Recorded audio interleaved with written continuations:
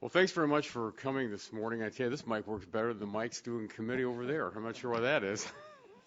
But I want to thank you very much for being here. I'm Bob Ladd. I represent the 5th District, which is northwest, north central Ohio.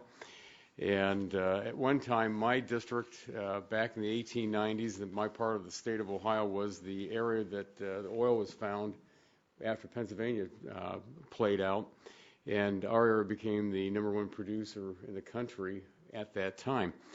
And years back, we were always being told that Ohio would have potential and possibilities of having more oil and gas being found, and that a lot of our old fields would be able to be revitalized, but it just kind of was left there. And today, as we know what's happening, especially in eastern Ohio with our Utica shale, there's great potential that's going on over there, and showing what happens on job creation and growth.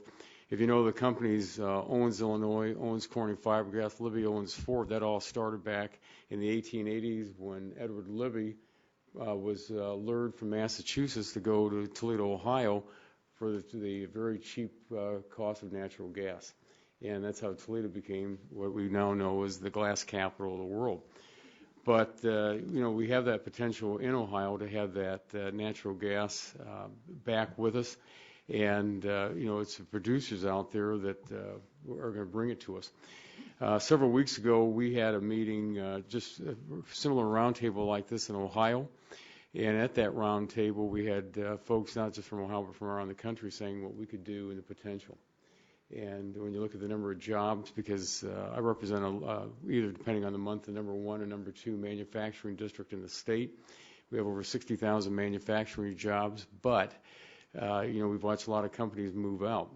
But at the same time, we've seen with the discovery of Utica shale that in eastern Ohio, one company alone is going to go manufacture pipe. They're putting a $650 million investment in the steel. And hiring 300 people just to work at that steel plant to produce that pipe. So it's one of those things that it's going to help a lot of folks, not only in the natural gas area in the state and oil, but also all the surrounding areas, and especially when you look at the folks out there that own the land with the royalties and the leases, the farmers. There's a lot of people that are going to benefit from this. So at this time, if I could, I'd just like to go around the table and introduce some of our individuals. If I could first, I'm just going to start and have the members introduce themselves, and then I'll go ahead and introduce our other individuals in the panel. Go right ahead. I'm Mike Pompeo. I represent South Central Kansas, centered on Wichita, Kansas. Mike Fergus, North Central Texas. Bill Martin. I have quite a bit of the Barnett shale in Texas. John Sullivan, northeastern Oklahoma. And I want to thank you all. I know that our chairman, as you might well know, is kind of tied up in these negotiations going on right now with the Senate and with the Joint Select Committee, and so he's unfortunately unable to attend today, but he wanted to be here with us. If I could, I'll just introduce the other individuals that are here today. Dan Jurgen is the chairman of IRH CREA, has been a leader of global energy issues for many years. His recent book, The Quest, explores our energy future and options in a rapidly growing world. Larry Nichols is the founder and chairman of Devon Energy, a leading natural gas producer and a true innovator in the production technology. When a history is written on this subject many years from now, Larry is going to be featured, I'm sure. Cal Dooley heads the American Chemistry Council and is a leading spokesman on what stable, affordable gas supplies mean for the U.S. manufacturing and jobs. And as every member of Congress, in fact, every American should review Cal's analysis to understand why this innovation means so much for jobs and the economy. Lou Pugliarese, and I hope I pronounced that properly, has worked on the National Security Council, the State Department, EPA, and other critical places in government. And you've also read his perspective on the dichotomy between resource development on federal and non-federal lands in the Wall Street Journal. Steve Hodich teaches petroleum engineering at Texas A&M, and he is the forward point on hydraulic fracturing technology and is responsible for the training of hundreds of our best petroleum engineers. And Dave Neslin is a leader among state conservation directors responsible for ensuring that gas production is done in a safe and environmentally responsible manner. So if we could, Larry, if I could start with you, 5 years ago, as I mentioned, we were talking, especially in the state of Ohio, that there's potential that we'd have natural gas hits again in the state of Ohio. And we're back 5 years ago, we were even talking about ways to import natural gas. Could you just kind of tell us what's happened and why it's happened with shale gas revolution? Sure. It's all technology. Yeah, it's all technology. Just as in so many different areas of our society, computers and televisions and everything else, technology has really given our industry the ability to access rocks that we never knew we could access. This is shale. It is a black, dense rock. It's a source rock from which gas historically is migrated. There's a chart here, and I'll get out of the way. Historically, gas is migrated out of the shale up into little traps. And our industry has had the challenge forever of finding these small little traps. Well, two things have happened to this that have changed this. One, we can now drill a horizontal well. We can drill down 5,000, 10,000 feet, turn that well, and drill horizontally thousands of feet. We can drill it horizontally a mile, so we're talking about 2 miles. Why is that significant? If you only could open up, let's say this was 50 feet, if you could only open up 50 feet of this rock to the formation, you're only going to have a small amount of gas that has access to the wellbore. If instead you can drill that 5,000 feet, you now have 5,000 feet of shale that can flow, out of which gas can flow into the wellbore rather than 50. And the second piece of technology is hydraulic fracturing, is the ability to go down and fracture this rock. As you can see, it is a very dense rock, but if you can fracture it, and heavy, pass it around, security people really like to know what that is when you walk through. No, it doesn't tick, but it's been x-rayed a lot. But if you can fracture that with water, about 90% of water and 5% sand and 5% other chemicals that help the sand get into the rock, you can fracture that so that the gas can flow into the wellbore. And that's it. It's those two technologies, the ability to drill horizontally and the ability to know how to fracture that rock, that have changed the way we look at all formations out of which both oil and gas can come. All right, and Dan, let me start also with you. As we're talking about what's going to happen in the future, we talked a little bit earlier about the question about jobs, the jobs potential, job growth, how long those jobs could potentially be out there, and how do we speed it up to get these jobs going into the future, especially with the new technology. Thank you, Congressman Lata. I'm very pleased to be here. I wanted first to just comment on two things you said in your introductions. You talked about your district, which was once the largest oil-producing part of the country. And there's an anecdote in my previous book that Ohio was so big that the head of Standard Oil in the 1880s said, "I'll drink every barrel of oil we find west of the Mississippi." And of course, then came Oklahoma and Texas, and that changed. But the significance is the question of believing, and I think what Larry's described, that it took a lot of dedication and confidence to make it happen. And the other thing you did mention, when the history's written, he's already in the book. The story's there, because it really was. But it's quite striking. This was basically, I think this burst on the public scene, and indeed in Washington around 2008, 2009. It was 25 years in development. Devon and Mitchell were key to it. And the growth has been so dramatic now, from 2% of our gas supply in 2000 to about 34% this last month. And with that has come an enormous amount of economic activity.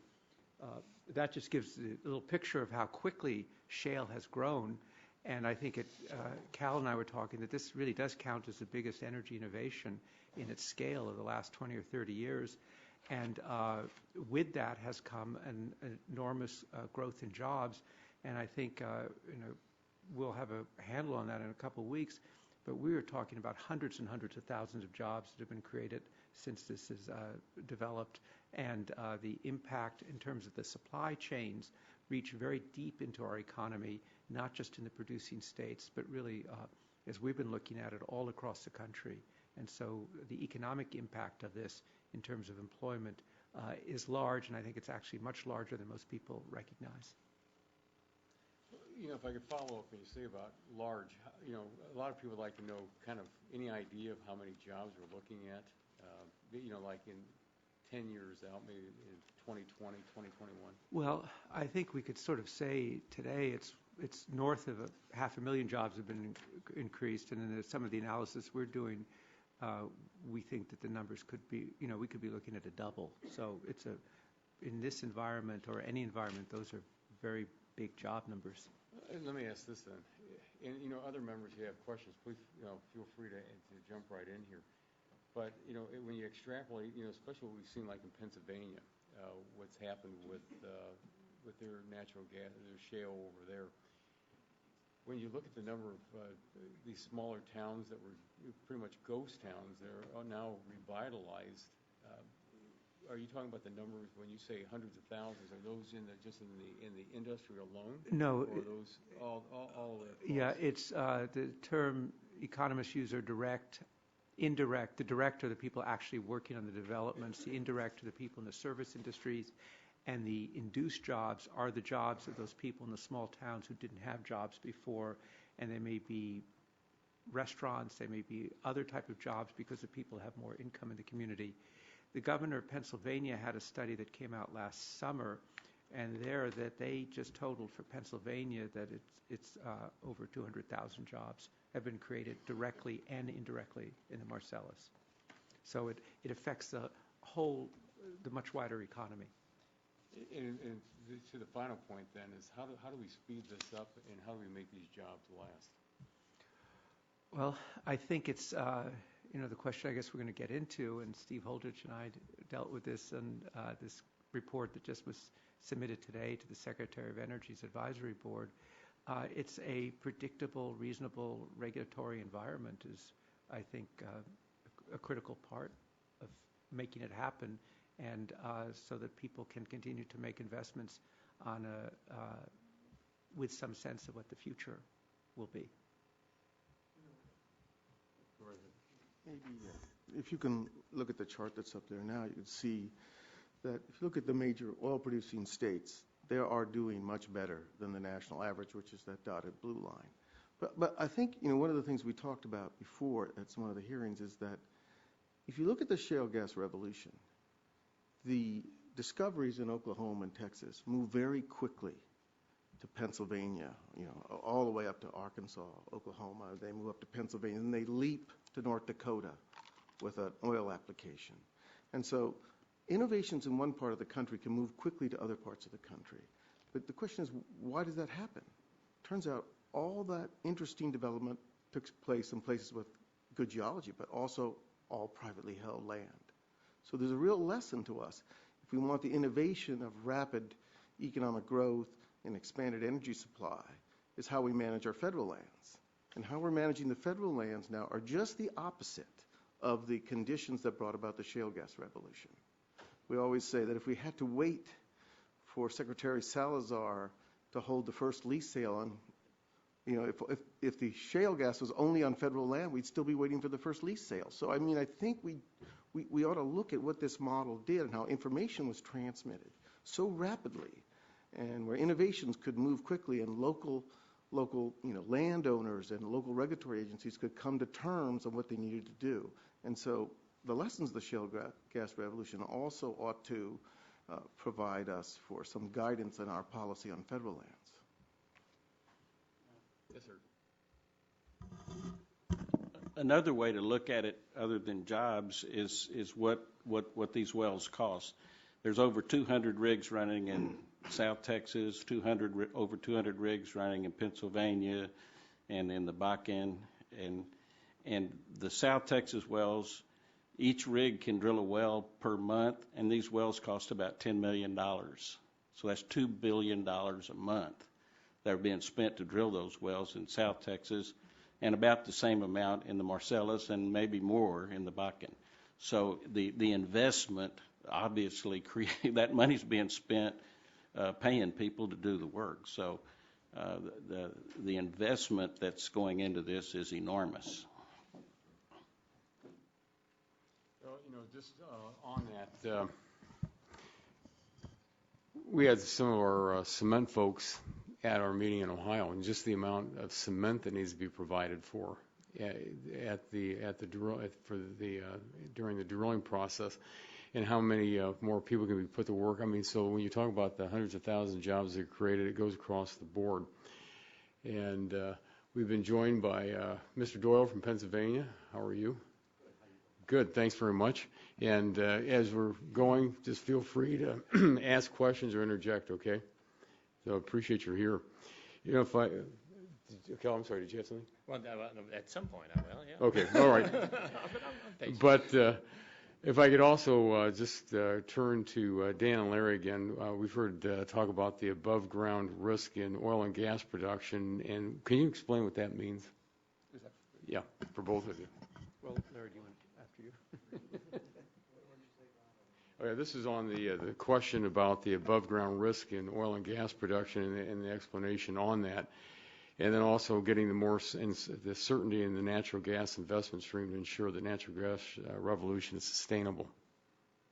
Well, the risk of drilling an oil and gas well are, of course, something that the industry has been working with for generations and has a really outstanding track record, and a track record that gets better all the time as new technology and new learnings are developed by the industry.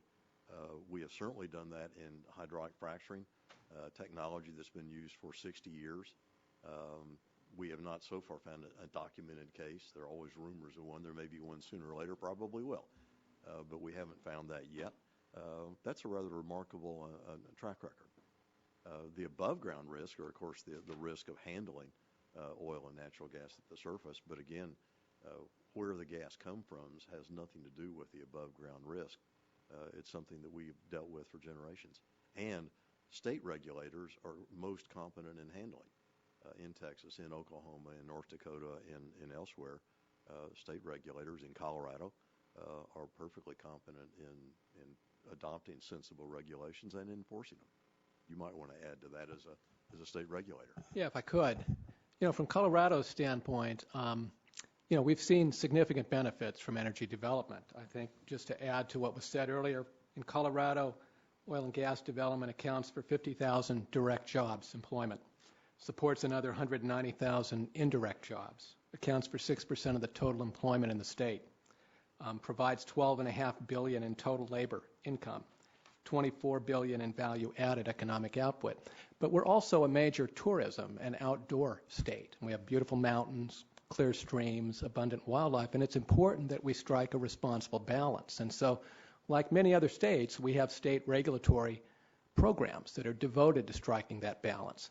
To that end, we comprehensively updated our regulations 4 years ago. Now, this wasn't in response to shale development, but it was in response to development of other unconventional resources in the state, what are called tight sand formations and coal bed methane formations that stimulated a significant increase in development in Colorado during the past decade. And we added regulations to protect groundwater, better regulate the hydraulic fracturing process, address issues of odor and nuisance issues, protect wildlife, and so forth. Let me just highlight one thing that we do. We collect a tremendous amount of groundwater data. There's parts of the state that we've collected, required operators to collect groundwater samples before oil and gas wells are drilled, again after they're drilled and completed, and at 3-year increments thereafter in some of our most productive basins in the state. And we've had that data analyzed, and we have thousands of data points for thousands of water wells. We found no statistically significant change in groundwater chemistry that might suggest an impact either from hydraulic fracturing or some other impact. And we're now working with the industry to expand that program. So beginning next year, every time an oil and gas well is drilled in the state of Colorado, 2 water wells will be sampled. Again, before the oil and gas well is drilled and after it's drilled and completed. And that data will be made available to the surface owner and to our agency to maintain as part of our database. So this is going to significantly expand the amount of data we have to stay on top of these issues. That's just an example. I think many states are taking different approaches to these issues, whether we look at hydraulic fracturing, chemical disclosure, with states like Wyoming and Texas adopting disclosure rules. We've proposed a disclosure rule, or groundwater protection, or odors, or other issues. Yeah, go ahead, Mike. Add on to that because it is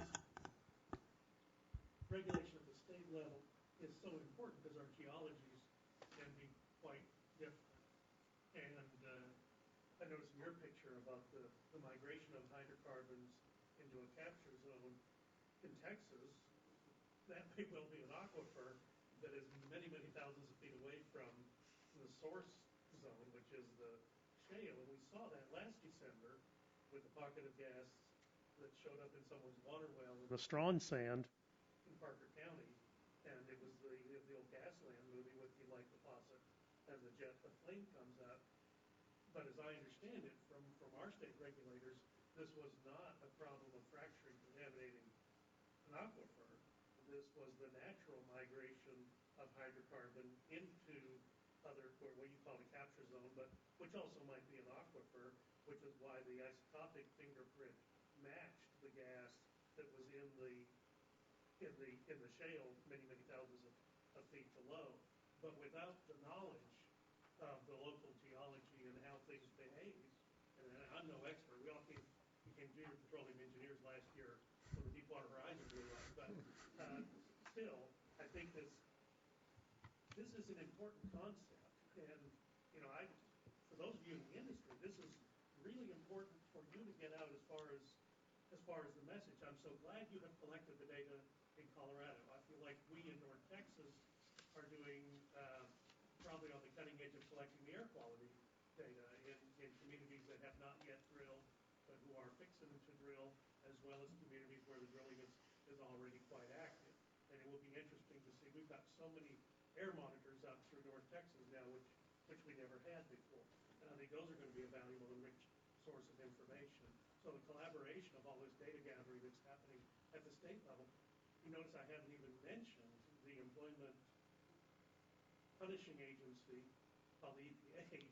I mean, the EPA really has had no place in this other than to confound and confuse. And in the case of Texas with the strong sand, they actually, I thought, were detrimental to the expository nature of the yikes of what was actually happening with that gentleman's water well. But as you know, you get one water well contaminated within 100 miles of a fracking episode, and that's all that's going to be in the newspaper. So I appreciate what you're doing, and I think the data collection you're doing is extremely helpful. Well, yeah.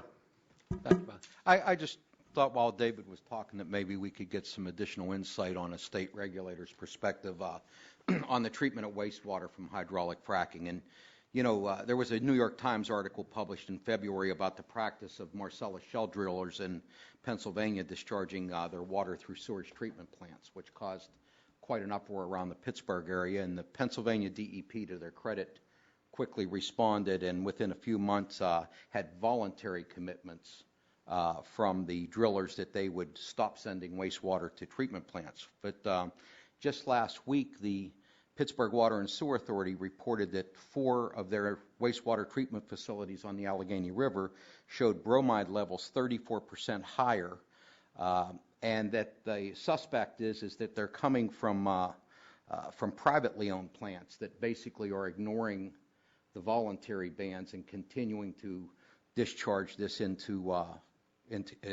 discharge this shale wastewater into the rivers. Do you think at what point, it seems that our DEP acted and tried to get it done on a voluntary basis. It's not working completely because there's a lot of non-compliance going on for people who either aren't members of the association who voluntarily agreed not to do this, and when they talk to some of the people who are still doing it and ask them, why they're still doing it, the quote from Pittsburgh Tribune Review this week was they've as much told the DEP that unless there's a legal requirement that they no longer dispose of this stuff, they're going to continue to do it because there's a lot of money involved. At what point do you think state regulators need to come in and mandate regulations like this when we're not able to get voluntary compliance? Well, I think with respect to the specific issue that you're described in Pennsylvania, my understanding is that's largely a unique issue in Pennsylvania, where some of these produced waters and flowback are being run through wastewater treatment plants. In Colorado, about a third to half of the water is recycled and reused. So there's a lot of reuse of the water. And then if we talk about ultimate disposal or disposition of the water, in our state about 60% is re-injected deep underground into deep formations where it's not going to be at risk of contaminating groundwater.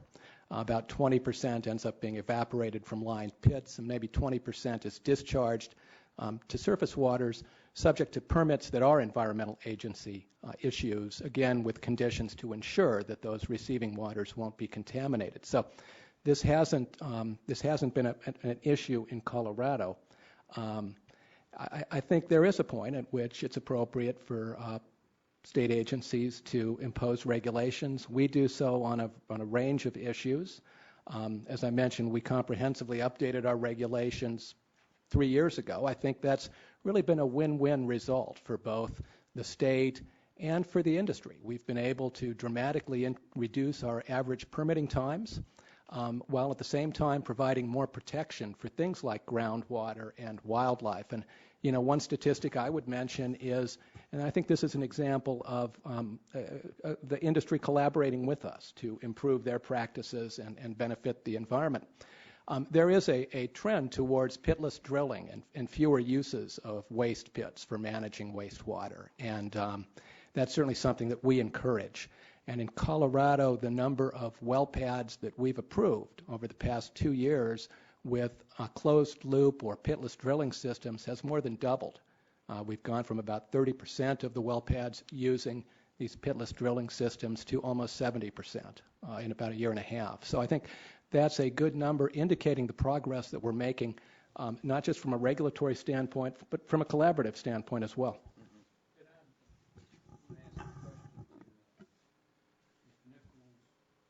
Mr. Nichols and Dr. Holditch.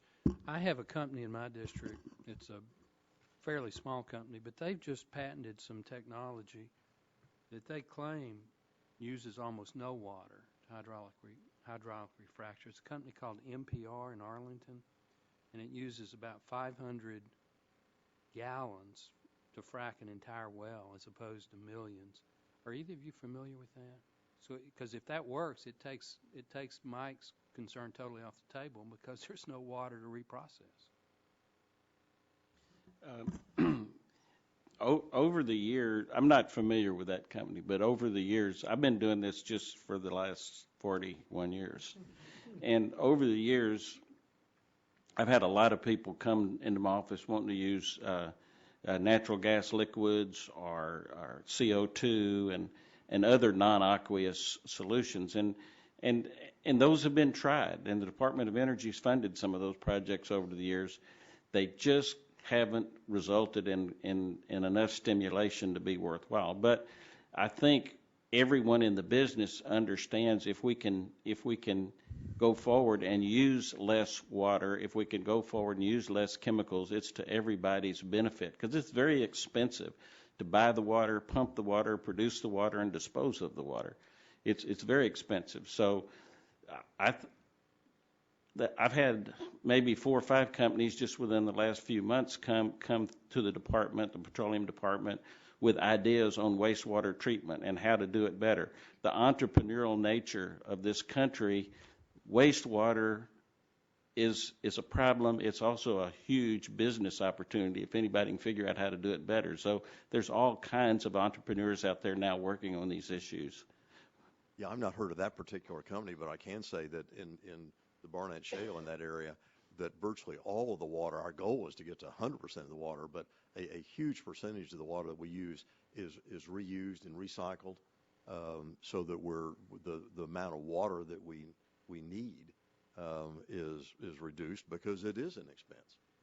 Not only does it have an adverse environmental impact, it is an expense, and so if we can cut that down, it's in everyone's best interest. It's a classic no-win.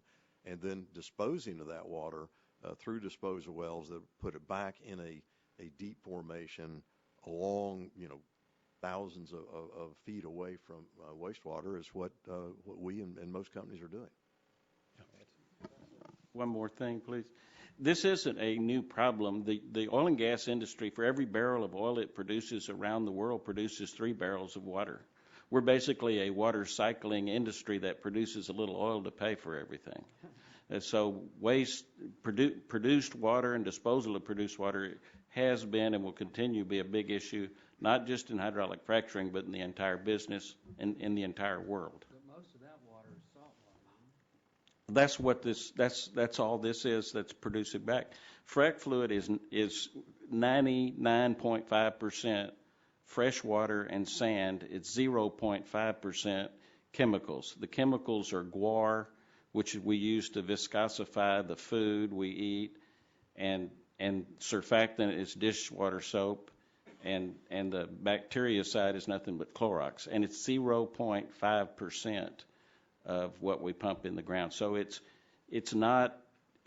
basically fresh water and sand. It may come back a little bit salty, but it's actually cleaner and better than the salt water we produce from some of the fields that have been producing for decades. If I could first go to John and then back to Dan. John? Thank you. I don't know if I can get this thing to work or not. Larry, you were talking about the efficiencies and technologies that have happened. You've been in the business for quite some time. You've seen a big change, haven't you, in the industry? An incredible change. And even like your footprint on a well, has it gotten smaller and produced more oil and gas than ever before? Absolutely. Both the footprint for drilling a well has gotten smaller, and the footprint for building a pipeline has gotten smaller. It's good technology that is just as our ability to drill the wells that I was describing, our ability to have less impact with better technology improves every year. And can you even produce like multiple wells off one platform? We have in parts of Texas, we're drilling 25 wells with out of one drilling pad, and you can do that by doing horizontal drilling, where you can go to one drilling pad and drill 25 wells off of that one drilling pad. That's something. And I hear a lot of people talk about getting into groundwater too. You're talking about the disposal, but the groundwater. If you could, and you showed a slide I thought was pretty interesting, but you said you go down about 5,000 feet, then you'll turn the drill bit and go maybe a mile or 2 miles horizontally and frack it. Now, I don't know, but is groundwater, how deep does groundwater, fresh water, groundwater, how deep is that? Oh, hundreds of feet. Just a few hundred feet? The deepest maybe 500 feet? 500 to 1,000 feet at the absolute. And so when you're doing this, and the slide's up now, when you're going down, what kind of precautions do you take going through that zone? Do you do cement and casings or something like that done that goes through that? Exactly. The risk itself of hydraulic fracturing down several miles underground beneath rock that has held the gas there for hundreds of millions of years is just zero. If there's any risk, it's at the surface, and at the surface we have several strings of casing of steel pipe that are encased in concrete, some several times. So there's lots of protection there to protect the groundwater. And it's in our self-interest to do that, of course, for several reasons. One, we drink the groundwater too. But second, you don't want that oil and gas that you're producing to escape. That's the product. That's right. So, we make money by selling oil and gas. You don't want that escaping anywhere.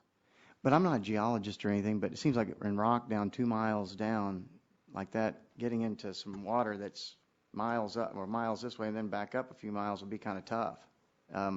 That has never been demonstrated to happen anywhere, and it defies geologic logic. Oh, you said that, and so there's never been one instance where this has ever leaked into groundwater? So, not from the hydraulic fracturing. And how long is that technology for? 1946 or 7. And how many fracks you think have been performed in the United States? Over 1 million. And never one instance where it's leaked into groundwater? Not yet. You can have a problem at the surface with the casing. Sure. If there's a crack in the casing at the surface, which may have happened sometime, but if there is a problem, it happens there. And any operator installing the right casing is not going to have a problem there. And you don't have a product to sell, it's ready to escape the surface. Right. What do you see as in your industry with I know fracking is a big issue and as the biggest impediment to growing this industry in the United States and creating more jobs? What do you see as the biggest impediment to this industry? Well, the biggest impediment that natural gas has now is the recession, and this administration's attack on jobs. Because if a plant's not built here, we can't sell that plant natural gas. If Dow Chemical has to build a plant not in Ohio or Pennsylvania, but they build it in Saudi Arabia, they're not going to use our product. They're not going to heat that plant with natural gas, and that's a serious detriment that affects all of us. Yeah. Thank you. Dan? I wanted to just make one big point and one specific point. The big point is in response to the issues that you've raised and other issues, innovation responds to need, and really shale gas responded to the need that we were on a course as a country to importing $100 billion a year of liquefied natural gas. We're not going to do that now, and those dollars will be spent in our country on jobs. And if innovation responds to needs, it certainly will also respond, as both Steve and Larry have said, to the environmental questions that are raised to be more efficient and to address those concerns. The specific point I want to make is it's interesting, several of you are from oil states that are very familiar with oil and gas production. Some the states are not as familiar. And one of the things that I think large parts of the country don't understand is that this is an activity that's primarily regulated by the states.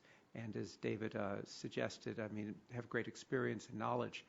I think one of the things, and the role of the states needs to be bolstered. And I think one of the things in the study that Steve and I did, and we learned about, Dave knows about it, is Stronger, which is the association basically of the state regulatory authorities, and enhancing their ability to share knowledge back and forth and supporting that. It's very small in terms of the financial commitment that's needed, but I think very important actually to the future of this kind of development that we're talking about, so that all the states can rise up and learn from each other on the critical issues and have best practices as they are at that time.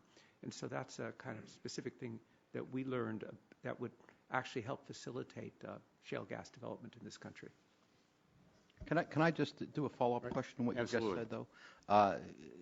You had made a recommendation that we should support RIPSI, that in addition to what you just said, that you also, when you were giving testimony before the Senate Energy and Natural Resources Committee, that you had two recommendations, and one was Stronger, which my state, Pennsylvania, just completed, and the other was to provide federal R&D support in developing technologies that address environmental issues that come with increased natural gas production. And you specifically recommended support for RIPSI, but there's been some here in the Senate and in Congress, as they're looking at the energy and water appropriation bills, that have rescinded this funding, calling it oil and gas subsidies, and that money's been rescinded. Do you think that this is precisely the type of federal research that we should be supporting at this time? And do you also think it makes sense that this research take place in areas where there's vast natural gas development and public labs? The simple answer is yes and yes, absolutely. I think that this is a very sensible area for research and development expenditure, and I think the benefits will be enormous. I think Professor Holditch can address it more, but this exactly goes to these critical questions. And if you look at what flows from it in terms of jobs, economic growth, and by the way, revenues to governments, it's kind of a very sensible area for R&D support. If I could, sir, a lot of people are under the misconception that the REPSI money is going to fund oil and gas research for the oil and gas companies, and that's not really what's going on. I've been in the Petroleum Engineering Department since 1976, and we get $0 from the National Science Foundation. They tell us to go to DOE for our money. So there's about a dozen big petroleum engineering schools, and about half of our research is funded through REPSI and the Department of Energy. So most of the REPSI money goes to universities to fund PhD and master's research programs. So most of that money is turning out the next generation of engineers that our companies and our country needs to keep developing the energy we need. So it's very important to us. Well, we have laboratories where we're doing analysis on these shale rocks to understand when they break, how they break, and how we can use microseismic data to map these fractures underground so we can show where they've done. In fact, I've got some pictures here that show we can map fractures, and we can look at the top and bottom of these fractures as we're pumping, and they're thousands of feet away from the aquifers. That would be available to anybody. Yes, it's publicly available research. We've also got graduate students. We crack the rocks and measure the properties of the rocks so we understand them better, so we can mathematically predict how much gas is going to come out of these rocks. And it's turned out that we use about 23 trillion cubic feet of gas a year in this country, and just in the last 5 years, just in about 5 shale plays, we've discovered about 900 trillion cubic feet of gas that can be produced in the United States, and we only use 23 trillion a year. And so it's what we need is more. You asked the question, how can we keep it going? One of the answers is demand. We need to use natural gas for natural gas vehicles. That will reduce oil imports. It's a game changer. We're finding these everybody knew that Eagle Ford's the source rock for the Austin Chalk. We've drilled hundreds of thousands or tens of thousands of wells in Austin Chalk. Well, these source rocks are really our best reservoirs. And it's totally changed the game in terms of energy security for the United States. If you look at oil production, it's gone up for the last 2 years in the United States for the first time since we opened up the Alaska pipeline. And it's because of oil production in the Eagle Ford, in the Bakken, in West Texas, and now soon to be the Utica Shale in Ohio. These are all fractured plays. They're all shales. Hydraulically, horizontal drilling, hydraulic fracturing. So I think Mr. Yergin has stated that the demand in the U.S. for oil is going down because of more efficient cars. So if the demand goes down a little bit, our oil production goes up because of these horizontal wells, and we start using more natural gas liquids for transportation, we can make oil imports immaterial in this country in the next 5 to 10 years. The kind of research you're talking about right now being done at A&M, it could be done at Penn State. It is being done there. Carnegie Mellon, Ohio State. There's 36 universities are getting money from REPC to do research. Or at the National Energy Technology Center, right in the heart of Pittsburgh. And they get 25. Whose district is that in? Tim Murphy. Oh, And NETL gets 25% of the RIPSI money. John? When I was home this week, I went around, and a lot of people are talking. I don't know if any of you guys heard this or not, but we had an earthquake in Oklahoma. Larry, did you feel it? Yeah. I did. I never felt one before, and it was pretty big, 5.7. Did you feel it in Kansas? Yeah. And I had a lot of people, you may have been asked this too, Mike, but people are saying the hydraulic fracking caused that. Is there any data out there that, it seems to me kind of an arrogant statement to say a little hole shaking several states is a pretty powerful deal, that would have anything to do with it, but if anyone could comment on that. It reminds me when the Russians put the Sputnik up in the late 50s, and the Sputnik was blamed for every, evil known to man, earthquakes, tornadoes, whatever. There is the Oklahoma Geological Survey has looked at that because of the seismic data. They know exactly where the center of the fault was, and it was on an existing historic fault. They're everywhere in the United States, not as much in the central platform, but more on the coast. And you can trace these earthquakes back to know where the source was, and in this case, they know exactly where it was, a deep fault, historic fault. Far removed from oil and gas activity. Okay. And also, we talked about all the product, natural gas we talked about, with vehicles and trucks. We talked about operating plants and generating electricity, all good things.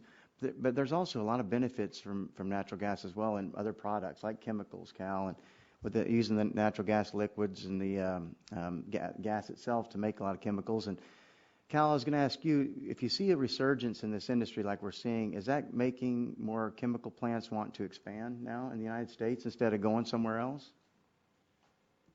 Well, thank you. And that's precisely what I want to just address. And, our industry is really poised to see a tremendous growth domestically.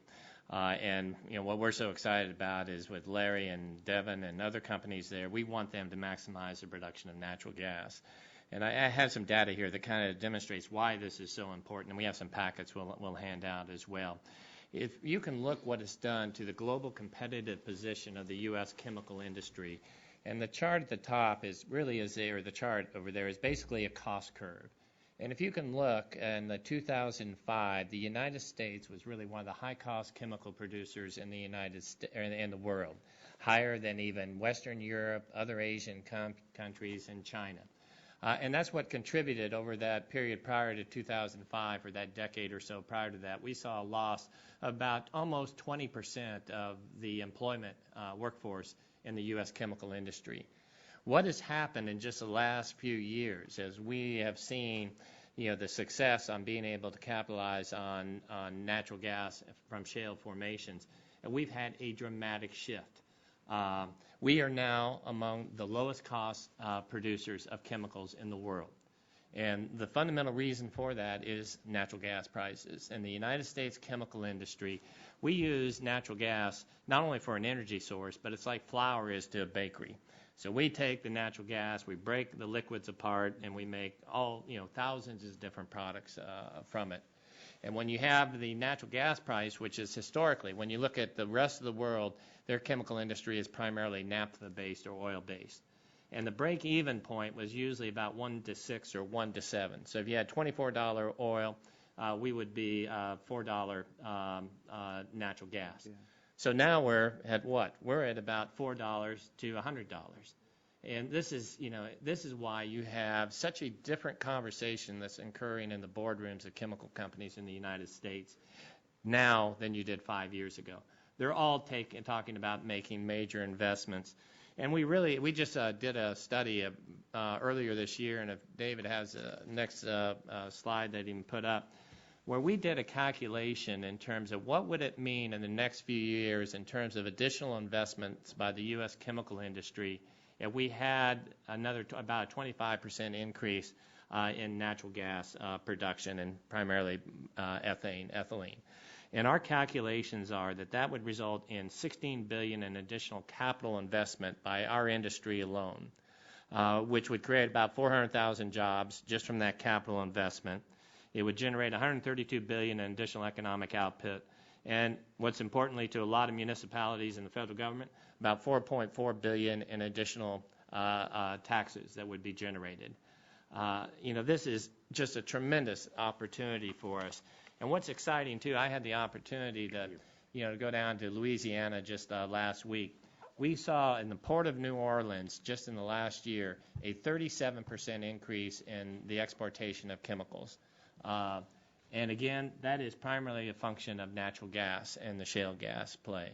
You have Dow that has made additional $4 billion investment in the Gulf region alone because of this newfound competitive position. You have Shell that made an announcement earlier this year talking about something that's unprecedented in recent times about investing in the development of a cracker in the Appalachia region, whether it's Pennsylvania, Ohio, West Virginia, we don't know. But that investment, again, would result in crackers about $1.5 to $2 billion investment. It's about a $4 billion capital investment wherever that cracker is located. Cal, I wanted to ask you about that. Obviously, we're excited about all the steel pipe we're making in western Pennsylvania, but this talk about the petrochemical industry locating crackers elsewhere, and obviously southwestern Pennsylvania would be your best choice. Those states. I thought that'd be more in Ohio. Mentioned, but I was just curious in what the industry's looking for when you choose where to site a new cracker. I mean, you told us what the employment and revenue impacts are, but what is it that you look for in a site? Well, clearly you need the regulatory environment that is conducive to providing the certainty for the return on that major capital investment. But the other thing is absolutely critical is you have to have the infrastructure that allows you to transport either the ethylene or the related products So if you have rail, water transport, that's obviously a major plus. Also, proximity to the industrial base is very important as well, because the chemicals that are going to result from a cracker go into literally thousands and thousands of different products that are used by other manufacturer sectors. So when you look at that Appalachia region, you're within 500 miles of the industrial heart of this country. And so that's important. The other thing is, we struggle to get high-skilled workers. So we need the academic institutions that are also tailoring programs to ensure that we have the skill set that we need, because we're not a wage. We're a capital-intensive industry, not an employee-intensive industry. But we pay very high wages because we need high-skilled workers. It sounds like you're describing our region. Well, it's exciting. I'd even go a little bit further. Is that when you look at the chart where you see all the products, if we do the shale gas right, it has the potential to be really contribute to a renaissance in manufacturing in the United States. And that's just how important this is. Because when I showed you that first chart where we were a high-cost producer, we had companies that are investing in the Middle East Gulf. They're not talking about that anymore. We have companies that are, multinationals that are investing in the United States today solely because of the shale gas. Let me ask you this. Could you just say a couple products that they make from that, like lining of tanks? What is that product? Just so people can know what that. Yeah, it's everywhere. Everything from adhesives to coatings to carpets to tires to footwear, sealants. It's food packaging, it's plastics, it's composites. The list goes on. Everyday stuff people use every day. And I think that's an excellent point, because a lot of people, they think of natural gas as something, I'm going to heat my house with this winter, and that's about it. And it's all those things you just described is going to help. And let me ask, what's that going to do for the consumer out there in the future? What's the consumer going to see, Kel? And Dan, if I could ask that right now. Well, I think that, the U.S. consumer is clearly going to benefit, but I think it's really the U.S. worker is going to benefit if we do this right. Because when we have the relative advantage on the feedstock in the United States from competitively priced natural gas, that also means we have not only a competitive advantage in the production of chemicals, but we have a competitive advantage in the autos, which those chemicals are going in to provide the composites and the components. Every automobile that comes off a assembly line today has over $3,000 worth of chemicals that are part of it. And so it also enhances our global competitiveness in a lot of manufactured products. And so that's really going to benefit a lot of the families right now that are struggling to make ends meet. And so it's going to be a dramatic improvement, and the consumers are going to benefit too when you have a lot of the R&D that is going to be accelerated and enhanced in the United States, where we're developing new products that are responding to consumer needs and demands. Can I make one point on that? I'll tell you what, I'll go first to Dan, then to Lou, then to Larry. Okay, thank you. Larry. I think there are two other ways that the consumer is benefiting from it. First of all, and maybe one of the most important is in many parts of the country it means lower electricity prices, and that is a benefit to everybody. And in general, we're in a world now where people just assume that all commodity prices are going to go up and up and up, and because of China or other reasons. And here's an example of a major commodity price that has been going down and indeed is enhancing competitiveness, has already been described. But I would add to Cal's list lower cost electricity in many parts of the country. And maybe I could add, actually we did some estimates on this, and it's pretty easy. You just take the old projected data on what we thought we were going to pay and what we were going to import, and annual savings to consumers directly is between $40 and $80 billion a year. And that's a colossal number. You need to really think what that means. That's the United States. That's just for the United States, $40 to $80 billion a year. And I think people don't really understand how important petroleum is to the whole fabric of the national economy. If as a result of the migration of this technology to oil production, the long-run price of oil is just $20 less than your forecast price, 80 instead of 100, 100 instead of 120, It's got a present value savings to the national economy of $1 trillion. This is something we should be very careful that we get it right. And some of these investments you talk about are very lumpy. They require the board of directors to look out 20, 25 years. And they want to have some confidence that the regulatory regime is not going to be cavalier, that it's going to be something they can predict and they can live with. And when we have events like we had recently, pulling the plug on the Keystone Pipeline or radical and somewhat unpredictable shifts in long-term expectations on the way energy trade will take place, it makes capital nervous. And we all know that capital is a coward. And we don't want capital. We want the capital to, there's lots of capital on the sidelines ready to be deployed. These are high-valued projects, as Professor Holdridge pointed out. And so this is really something where the Congress can get involved and help us get it right. Yeah, I thought I might just add, this slide shows a map of the United States, and the red are the shale gas areas. They're massive in scale. If you looked at a map of gas fields in the United States 10 years ago, with a few rare exceptions, it would have been a lot of teeny tiny red dots. You probably could not see. They'd be so small. Now, because these shale formations are pervasive, and it is the source rock, going back to that first slide, rather than finding those small little traps, we've got the source rock. So when a chemical company or a utility or any other end user wants to know, do you really have the gas there, you don't need to rely upon us exploring and finding something new. We just have to develop this source rock. And Devon and a lot of other companies have thousands of undrilled locations that can back up a decision by an end user who wants to have jobs here if they can get the permits to build the plant here. Larry, can I ask you two questions? In Pennsylvania, we're new to this shale stuff, so and most of the people in my state like the idea of this natural gas development and the jobs and the prices, but they also are a little leery of all these companies coming in with Texas and Oklahoma license plates in the state of Pennsylvania, drilling a bunch of holes in the ground. And so transparency and good regulation and oversight, we think, are important to building public confidence so that you can have an environment where you can get this gas out of the ground safely and make money. I get asked one question all the time. Where does all the water go? We hear how many millions of gallons of water goes down into the hole when you're fracking. Not all that water comes back up. How much? Just give us a quick, if you pump down 1 million gallons of water into that hole when you're drilling a fracking well, how much of that water comes up and what happens to the rest of it?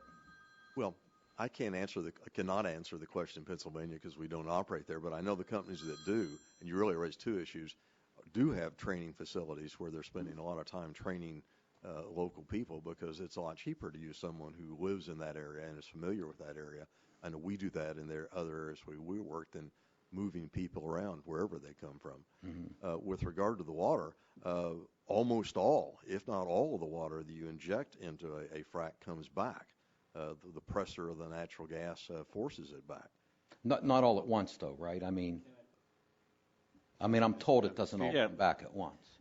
I mean, actually, I went back to school in 1976 to study this as a PhD student for that very reason. Where does it go and why? And what you find out is there are forces under there that imbibe that water. If you put a napkin in that water will start coming up through the napkin. Same thing happens in the reservoir. It gets trapped in the reservoir by capillary forces. And in Pennsylvania, I think 20% comes back, but in other formations, 40 or 50% comes back. The rest of the water just stays in there, and it doesn't cause any problems. It's just increases. It increases the water saturation near that wellbore, but it doesn't cause any problems. John? How much comes back is going to depend upon each of those rock formation has different porosity and permeability, so it varies widely. Yeah. The water that does come back, most companies, including Devon, are cleaning that water up and just reusing it on other fracking jobs, so that we're not to the closed loop system entirely yet, but we'll get there. John? Larry, I was looking at that map, and you said a few years ago, if you would have looked at that, it had been little red dots. And didn't they say that we were running out of natural gas a couple decades ago? And now look at this. And I guess my question to you is, there is great technology. You're doing things more efficiently. Your footprints are smaller. You're doing a good job. And I'm for all American-made energy. I think we all are.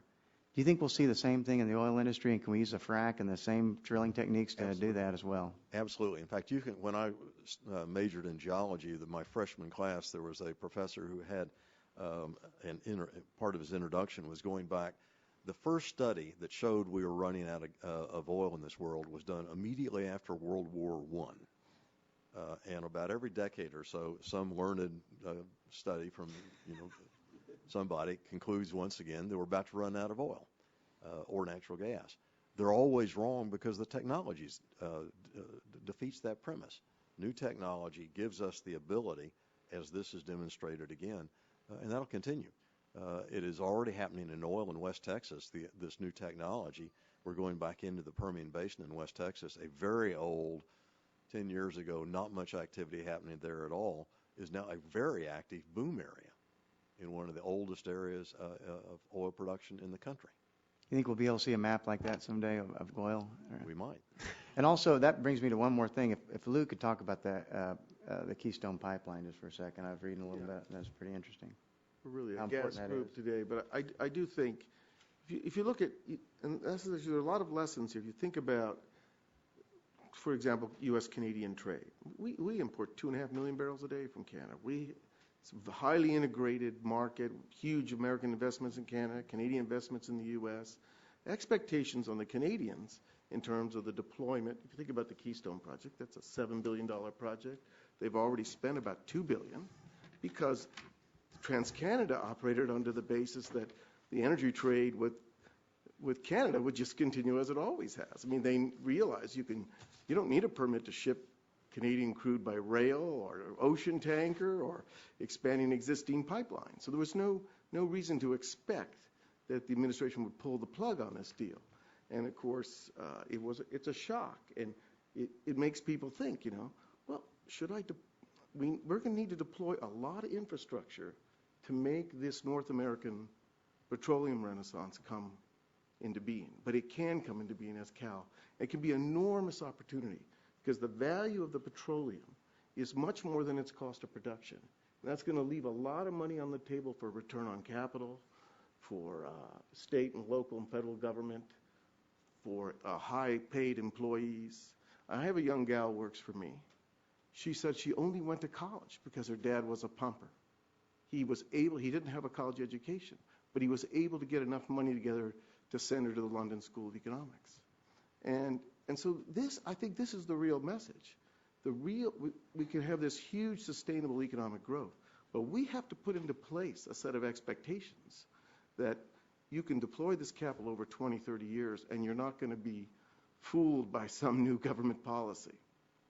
Well, I think it would be fair to say that people of Nebraska had something to do with pulling the plug, as you call it, on this Keystone Pipeline. I mean, the project is being restudied, but the Nebraska governor, both U.S. senators, I mean, I get a little tired when I hear people say Obama pulled the plug on it.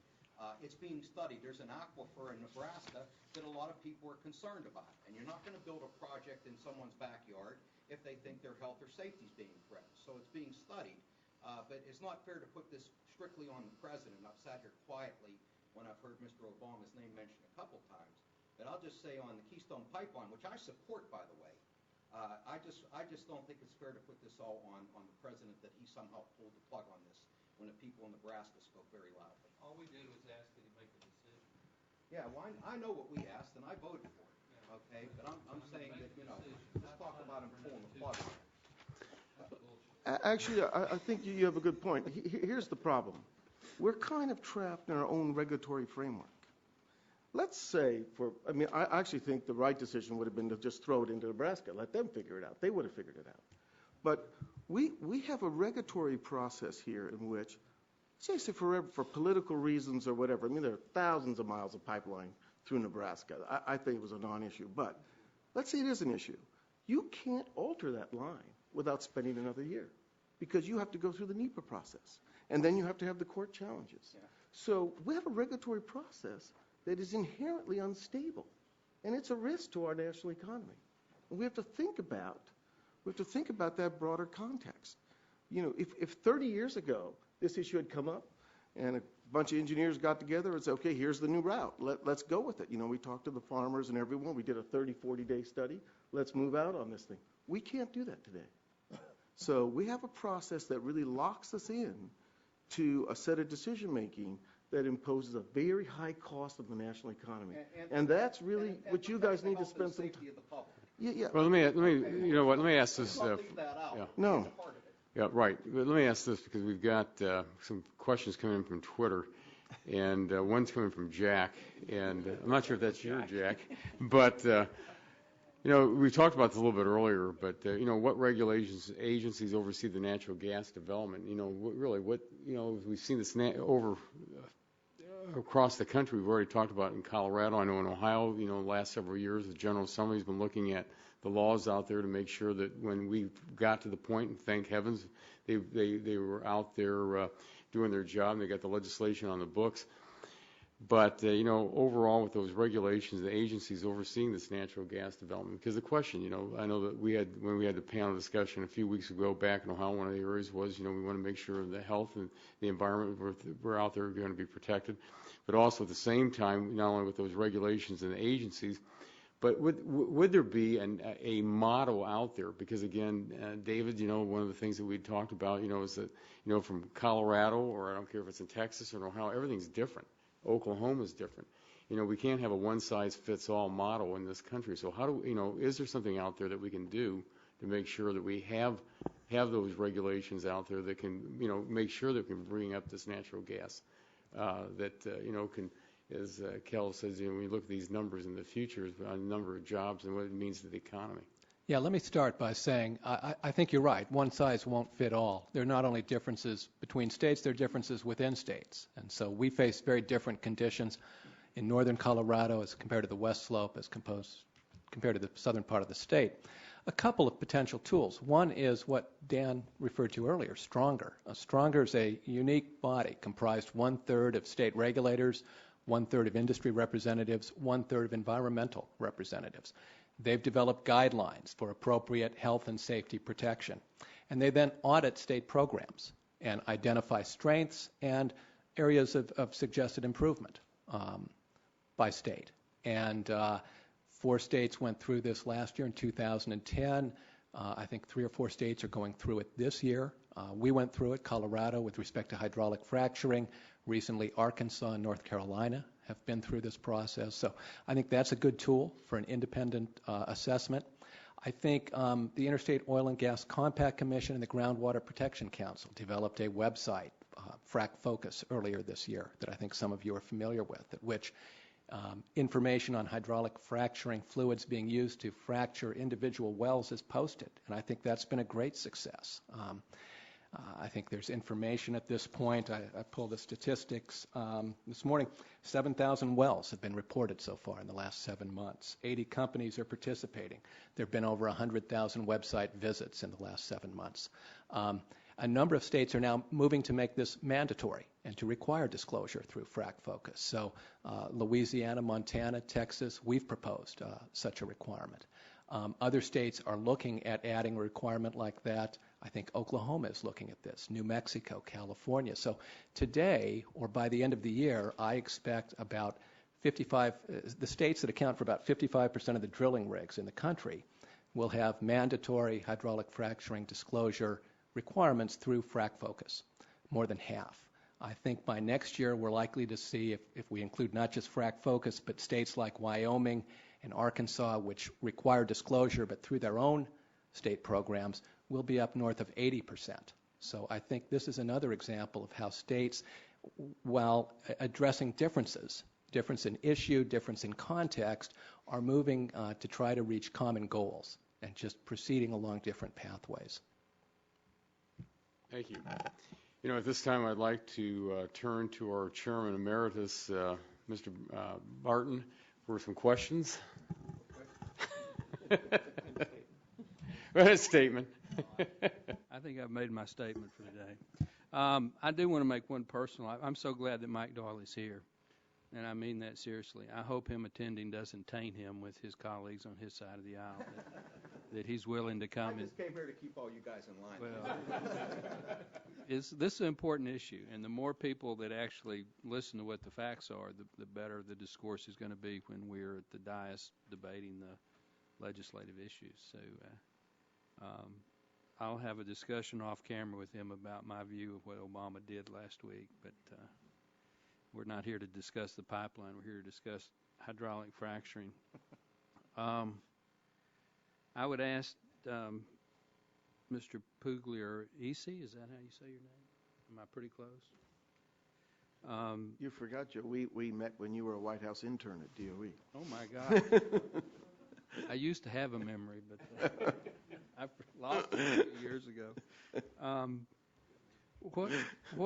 What do you consider the lessons that we've just already talked about today in terms of how the technology is revolutionizing the shale gas exploration and production for the oil and gas leasing programs at the Department of the Interior?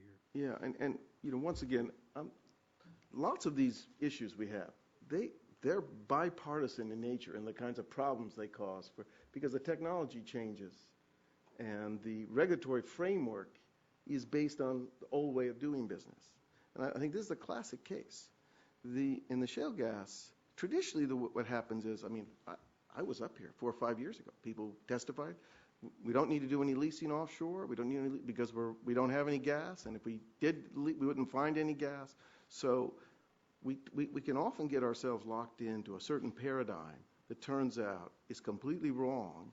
And what we want to do is have a strategy that allows all these alternatives to emerge in case we are wrong. And we're so lucky that shale gas was discovered on private land. This is I think we don't really understand how lucky we are that happened because... Is that the case in Pennsylvania, Mike? Or most of the leasing going on private property as opposed to federal? Yeah. And so why are we lucky because that happened? It's because, George Mitchell might pass the hat around at the River Oaks Club and he can drill in Texas, but then all of a sudden he says, look at this. There's a formation in Pennsylvania that looks like it might work on this technique. Let's go up there. Well, if that were federal land, you'd have to call the Secretary of Interior. He'd have to do a NEPA review. We would have to go through enormous federal reviews. And it would be 5 years before the first lease sale came up. The drillers didn't have to do that. They could just go talk to some farmers, local regulatory authorities. And the state authorities. They could work out whatever problems at the state level. So the interesting question is, we had this proposal called use it or lose it. But if you think about the lessons of the shale gas revolution, use it or lose it is the absolute backward way to address this problem. Because use it or lose it assumes that the drillers are kind of stupid, that they buy this land and they don't want to drill on it. But we can see from the shale gas revolution that that's what they want to do. They want to go to the sweet. What your board wants you to do, go out and lease off and then not drill it? They want to go to the most productive, and it's art and science. That's the thing about it. A lot of folks. The federal government could take lessons from the state government. Yeah, but we have to completely change the way we lease land. We have to open up a lot more land. We have to be much more flexible on where people can drill, and we have to allow the information to transmit itself the way it did in the private sector.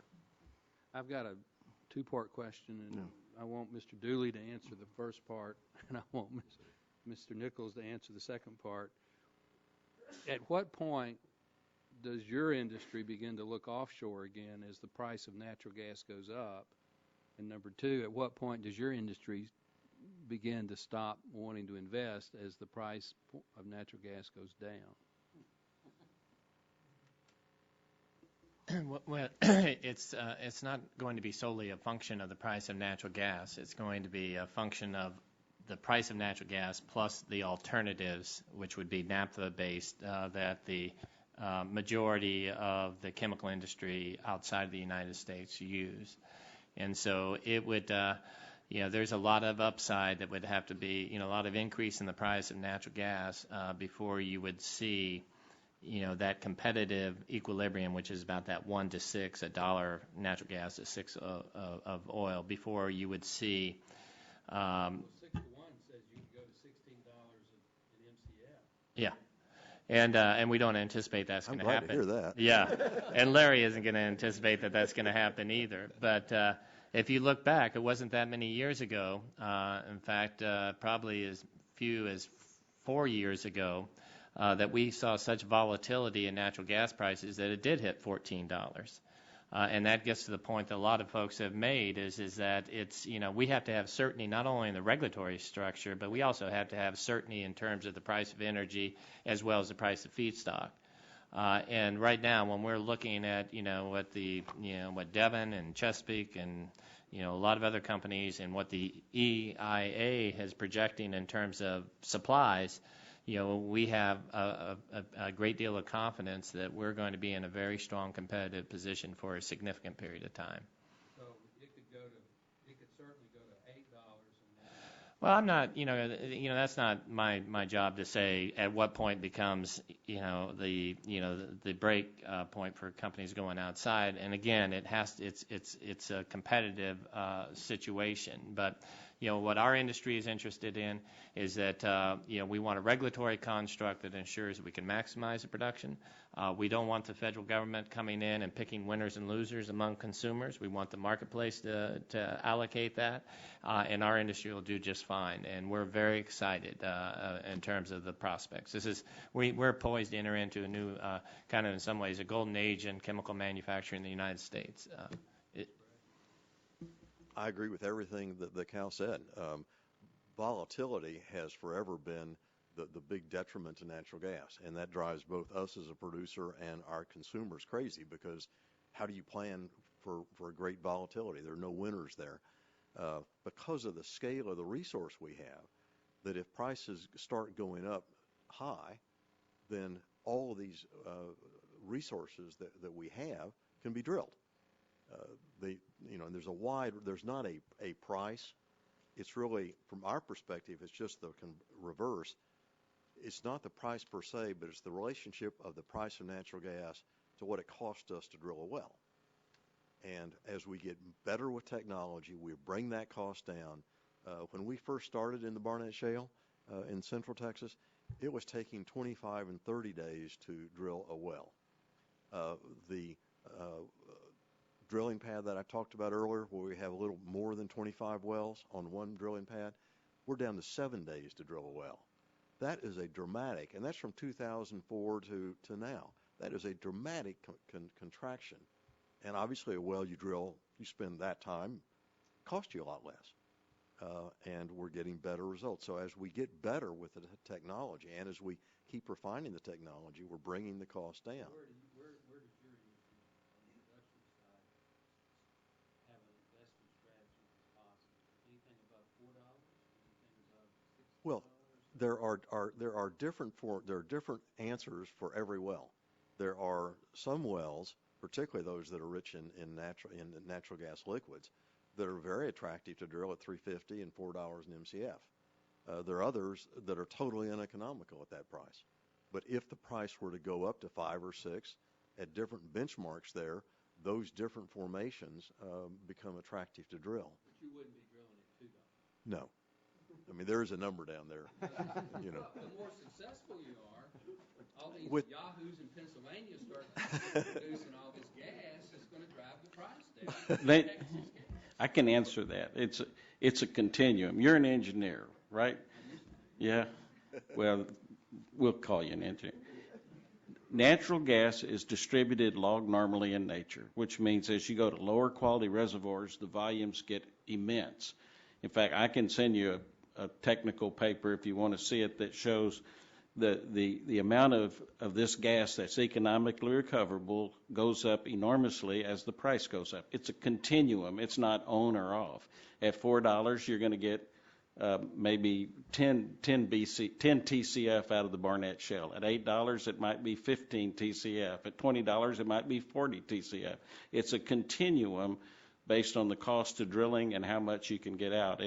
And that's part of your REPSI money that we get. We're funding graduate students working on that, and we have a whole series of papers we've published that discuss this very thing. And there's a lot of gas out there, and at $4, there's a certain amount you can get out.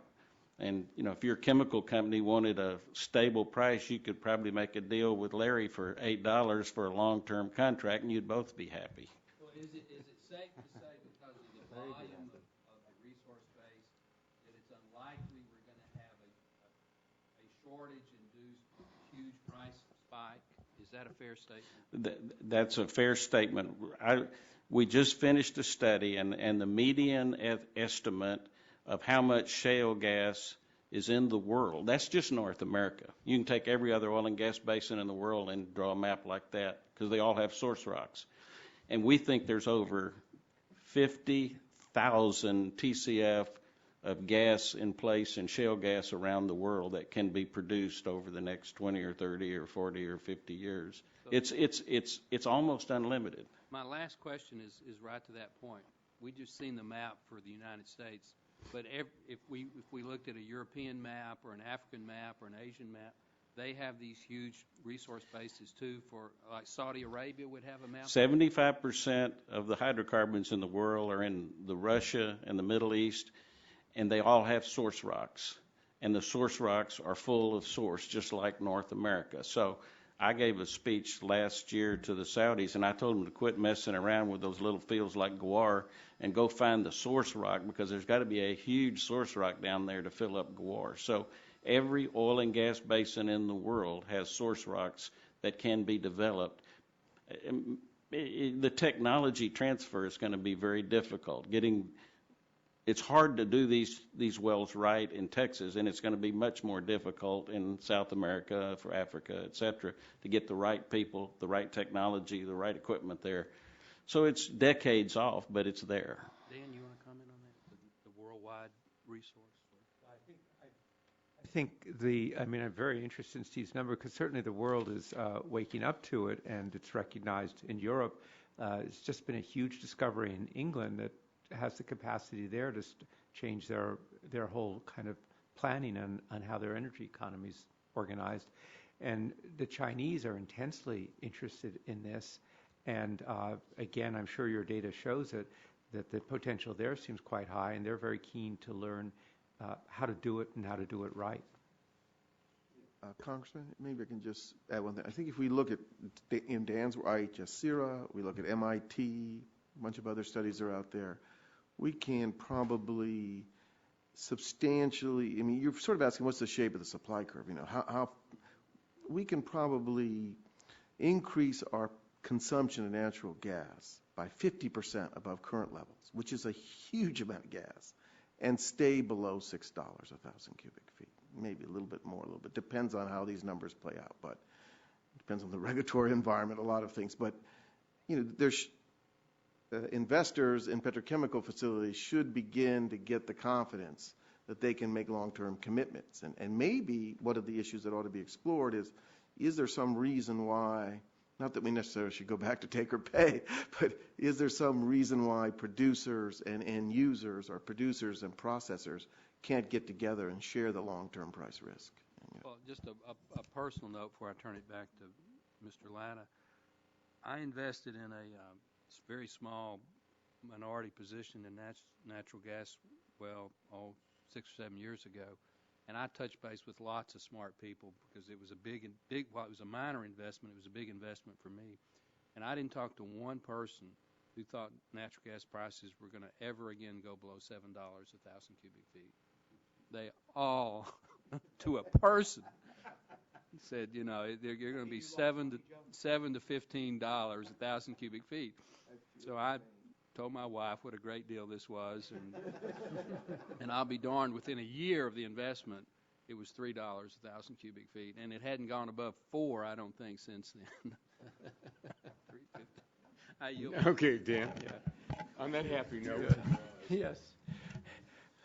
One of the lessons of the energy world is every 3 or 4 years there's an absolute consensus, as you described, as to where things are going to go, and then 3 or 4 years later it's different, and we're certainly in a different period. I was thinking as we're sitting here that it was only in sort of the autumn of 2009 that the word fracking became well known on Capitol Hill and in Washington. And as Larry was speaking, he was referring to something, and Congressman Sullivan, you were picking up on it, that is kind of only unfolded in the last year and a half, and that's what's called tight oil, and using the same technologies. And it's really quite significant. Give you the numbers: 200,000 barrels a day in 2000, 900,000 barrels today.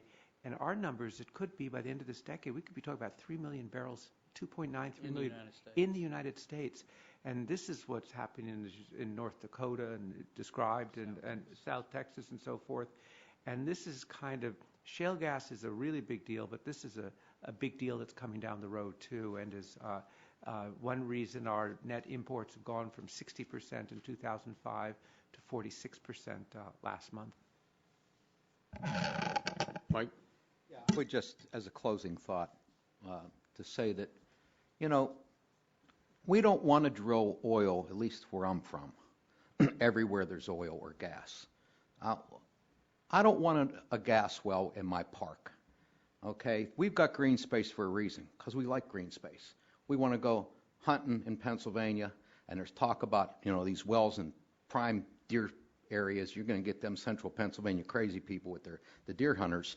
Then you're going to have a real problem on your hand. Western Pennsylvania, in the more populous areas, the city of Pittsburgh I represent, nobody wants a gas well in the city of Pittsburgh. Okay, we understand it's good for our economy, and we want to see gas production done in Pennsylvania. But there's certain places I'm glad we don't drill. I don't want to see us drilling on all federal lands. There's certain pieces of federal land I don't ever want to see a gas well on. And I think regulatory certainty, I hear that term a lot these days in Congress, and I'm for that. But first and foremost, regulations are to protect the public, their safety and their health. That's tantamount. That's number one. And once you establish that, then you create a framework where everybody knows what the rules are and how you go forward. And I think, those of us that are sometimes accused of being job killers, just want people to understand that there's lots of money to be made in natural gas and other things, and you can do it the right way, and you can still make money. And that's all many of us are asking Congress to consider as we look at these issues, that we do it the right way, we protect the public health and safety, and then you make money, and everybody does well. So that's my conclusion. Joe? I always yield to my baseball adversary. For a little counterpoint on this, first of all, your mineral lease owners have every right to say no. They don't want to drill that well, they don't have to. Well, maybe not in Pennsylvania, Joe. They're saying people that say no might be forced to say yes. There's a big debate going on in our state legislature. If you own the right and don't want to develop it, you don't have to. But this is in my congressional district. I'm not talking theoretically. There are wells that are being drilled right now on the University of Texas at Arlington campus in downtown Arlington. Right in downtown Arlington. There's at least 1 and 2 wells right off of Green Oaks in North Arlington, within a quarter of a mile of a church and several schools. I don't know that they've drilled them yet, but the GM assembly plant in Arlington, right over by Six Flags, has got a program to drill several natural gas wells on the plant property at GM. At DFW Airport, if you ever fly into DFW Airport, there are several natural gas wells on the airport. This is in an urban area.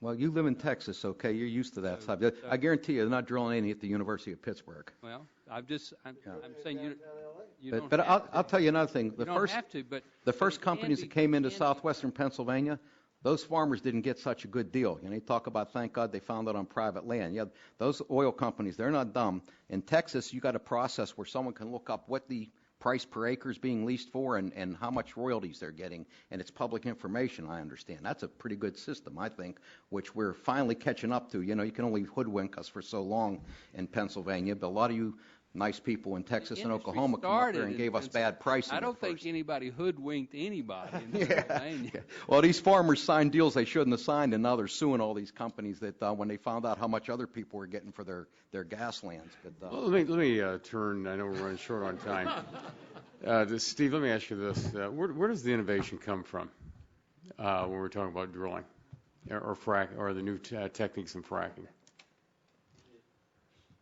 Innovation has come incrementally over many years, and In the 1990s, we started drilling horizontal wells in the Austin Chalk. In the late 1990s, we started doing big fracture treatments, and that technology has just continued to evolve little by little. Mr. Mitchell, who started Mitchell Energy, which is now Devon, yes, and I've done some work for him, been out on some of his wells, and he tried a lot of things. He tried vertical wells with big fracture treatments. And he experimented for a dozen years to figure out how to get to tap the natural gas. And now you've got literally hundreds of oil companies, dozens of service companies, dozens of universities all studying these issues, and there's just incremental improvements over a long time period, and all of a sudden, boom, it's working, and everybody thinks it happened all of a sudden. But this has been 20, 30 years in the making. And how much of that technology or that innovation is occurring like at A&M?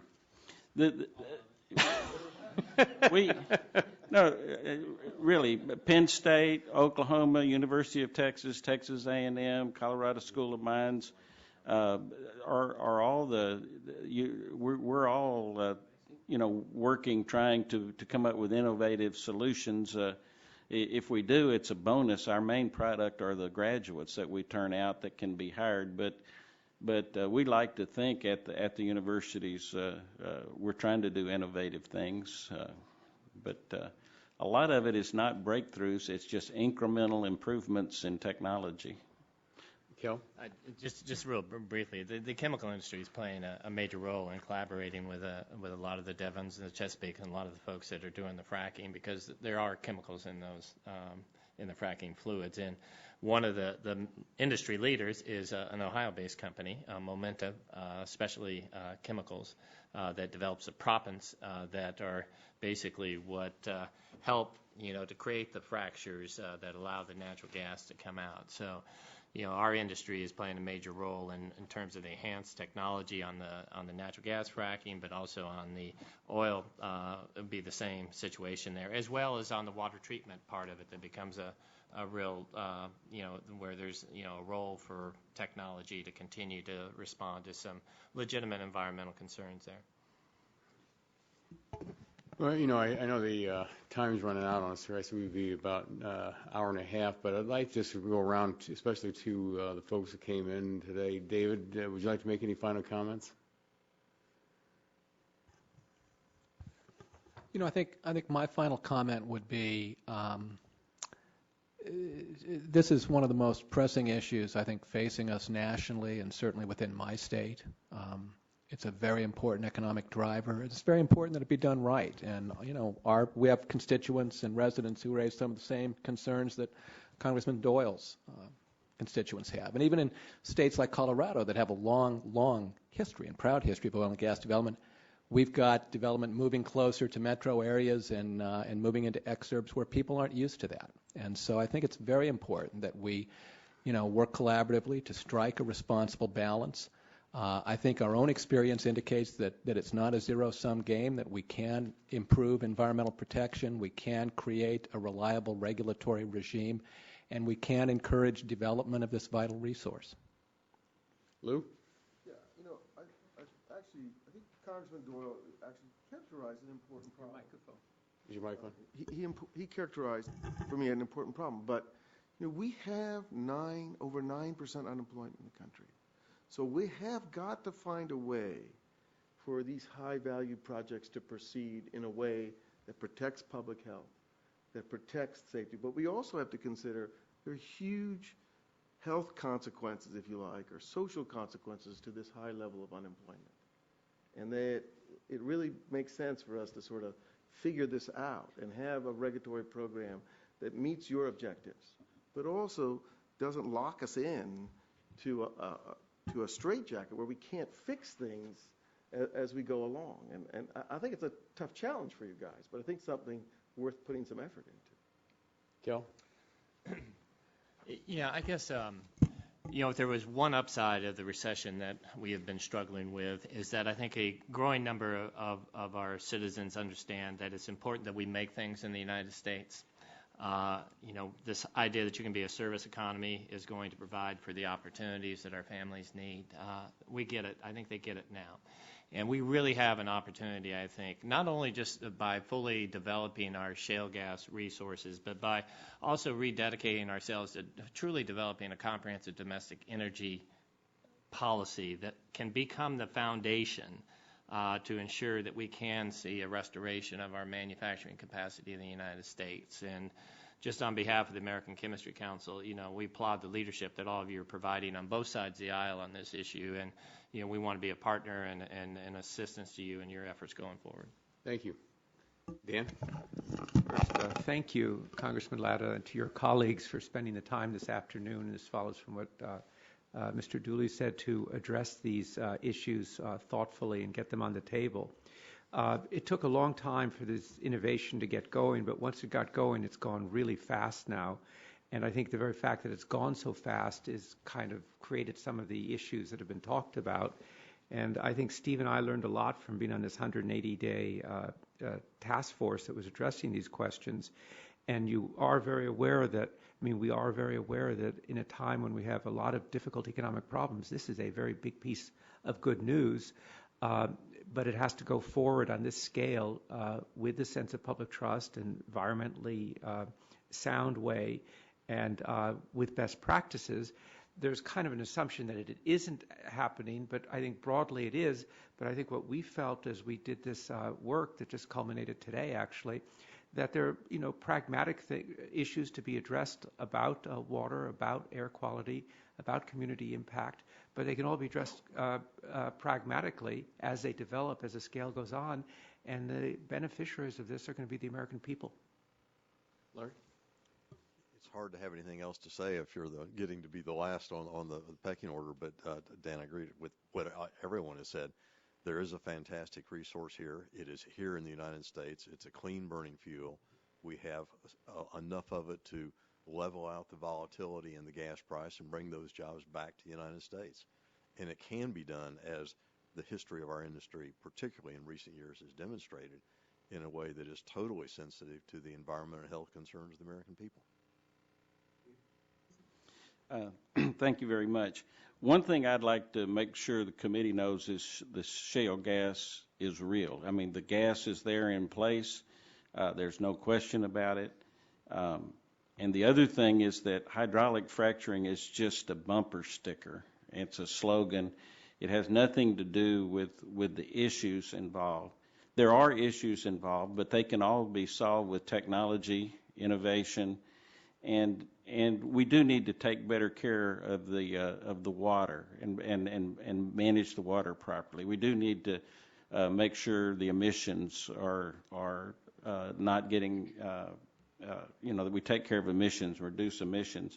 And it's going to require the industry and the government and the regulators, mainly the state regulators, but on federal lands for sure, the federal regulators have to work together to make this happen. And so I think it's a tremendous, unbelievable opportunity for this nation to move more towards, we won't be energy independent, but we'll be much more energy secure if we go forward and not only getting more natural gas out, but the oil also. So it's unparalleled in my career what the opportunities we have right now. It's a great time for young people to get into the engineering and geosciences and this industry. Let me ask, do the members want to make a comment? Joe? Mike? John? Just to follow up on that, and Mike, just to close, is this. At our meeting that we had in Ohio when we were talking about shale, this is a Ohio in 2010 and 2020. Ohio lost 2 members of Congress in this redistricting. And probably two of them went to Texas, since you were getting 4. Pennsylvania, let's say you lost 1. This is pretty much what you might say. It's called the aging of Ohio. And the green area is your younger population, but this is what Ohio is starting to look like by 2020.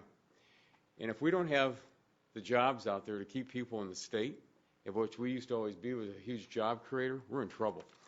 And I think, following up on Mike and what you said, Steve, and everyone else, and Dan and everyone, that, we all want to make sure we have a very safe and secure source out there, that we want to make sure that, it's brought up in the right manner, that we're not endangering anybody out there. That the next question is, who's the proper regulators that we have to have out? We've talked in depth about that Oklahoma to Ohio to Colorado to Pennsylvania, we're all different, and a one size doesn't fit all. But it's also, as Dan and Kel have also pointed out, the number of jobs, and Larry, that we can bring out in this country with the number, and taking care of ourselves. And that's one of the great things about that I'm looking at, and I think the people across this country are. It's just that the dollars that we're going to spend here. So I want to thank all of you for your time. I want to thank all the members for your time for coming in today. I greatly appreciate it. I know the committee appreciates it because it's very important that we get this message out to the American people. So I want to thank you all very much and appreciate it. Thank you. Thank you.